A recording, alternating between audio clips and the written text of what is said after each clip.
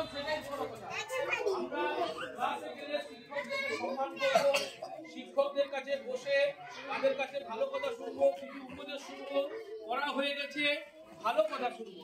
দেখবে আমাদের মধ্যে প্রতিভাগুলো আস্তে আস্তে বেরিয়ে আসবে। আমরা বাজারে যাই, গিয়ে কি খাই?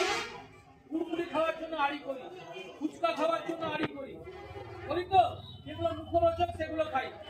কিন্তু বাজারে গিয়ে একবারও মাকে বলি না, মা একটা আপেল কিনে দাও তো, একটা কমলা লেবু কিনে দাও তো।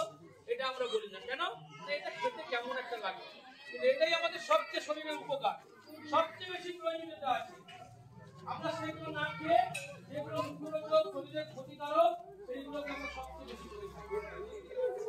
তাহলে আমাদের এই মানসিকতাগুলোকে পাল্টাতে হবে আস্তে আস্তে, যে না যেটা মুখরোচক সেটা কখনো ভালো হতে পারে না। তাই আমাদের মা বাবা পৃথিবীর সবার দায়িত্ব ভালো। আমাকে বাইরের একজন মানুষ ভালো খাইয়ে দিয়েছে, সে আমার বাবার থেকে ভালো হয়ে গেল। কিন্তু যে মা 10 মাস 10 দিন গর্ভে ধারণ করে পৃথিবীর আলো দেখিয়ে সুখ দুঃখের সাথী হয়ে তোমাকে বড় করে তুললো, সে মায়ের ভালোবাসাকে কখনো ভোলা যাবে না, কখনো ভুলবে না। যে বাবা কোথায় পড়ে গেছে, দুটো পয়সা রোজগার করেছে, আমার মেয়েটা খাবে, আমার ছেলেটা খাবে, আমার ছেলেটাকে পোশাক কিনে দেবো, এই মানসিকতাটাকে তোমরা সম্মান জানাবে। বাবার কষ্টটাকে যারা বুঝতে শিখেছে তারাই পৃথিবীতে সবার থেকে বড় হতে পেরেছে। তোমরাও সেই জিনিসটা করবে, বাবা মার কথা মনোযোগ সহকারে শুনবে।